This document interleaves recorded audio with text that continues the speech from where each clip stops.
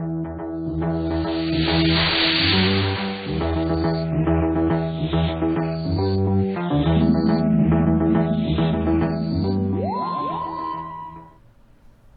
streaming service BritBox has now added the two Peter Cushing Doctor Who movies to their library.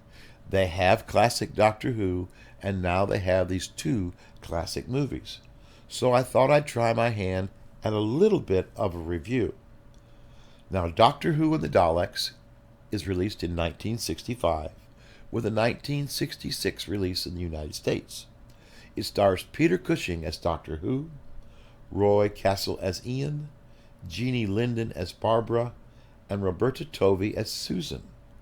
Now, this is based upon the television serial. What they've done is they've taken an unearthly child, skipped the tribe of Gum, and moved directly into the Daleks. So let's talk about the differences between the television series and the movie. In the television series, Susan is the Doctor's granddaughter, and Barbara and Ian are her school teachers. In the movie, both Susan and Barbara are the Doctor's granddaughters, and Ian is Barbara's boyfriend. The Doctor and Susan are not aliens. In fact, the Doctor is just an inventor, and the TARDIS is his latest invention. Now, our movie starts off with Susan reading a physics book, Barbara reading a science book, and the Doctor reading the funny papers in his library. We're waiting for Ian to come over. Upon his arrival, the Doctor takes him out into the garden and shows him his latest invention, the TARDIS. While inside, being a little clumsy, Ian sets things in motion, and they begin their first adventure in time and space.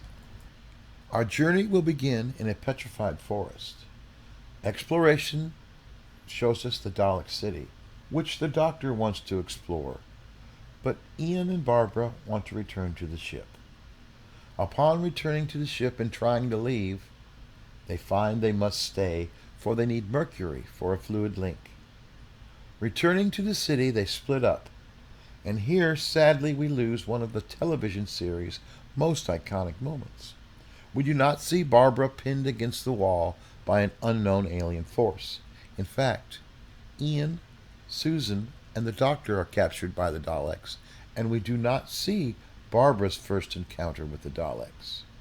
Now, the Daleks are in need of the radiation drug as badly as the TARDIS crew, so they send Susan back into the forest to return to the TARDIS and return with the missing drugs.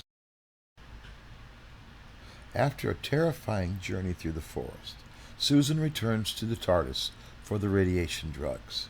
She meets a Thal who explains to her that maybe we cannot trust the Daleks, so she should take a second set of drugs and hide them upon herself. She returns to the Daleks, they take the drugs, and she gives the other drugs to her companions. They must now escape. They overpower their Dalek guard, removing him from his shell and replacing him with Ian. And now the true escape begins. Through much difficulty, they manage to get away and save the Thals from Dalek annihilation just in the nick of time, leaving the city with the Thals. Upon returning to the TARDIS, they discover they must return to the city, for the Daleks now have the fluid link, and they cannot leave. The Thals are pacifists. They no longer wish to fight. But the Doctor and his companions need their help. They must return to the city, and they must get the fluid link from the Daleks. At the same time, the Daleks have discovered that the Thals' drugs will not help them, so they have decided to set off another neutron bomb, destroying all of the Thals and making the planet theirs. The Doctor convinces the Thals that they must help him. So they split into two teams. Barbara and Ian and a pair of Thal twins go through the mountains and the valleys, the swamps, and the tunnels to reach the backside of the city. And the Doctor, Susan, and the rest of the Thals attack the city from the front. The Daleks are defeated and they think destroyed. The neutron bomb countdown is stopped with 3 seconds left, and all are saved. The Thals will now live in peace. The Doctor will return home with his crew. They travel home, they think.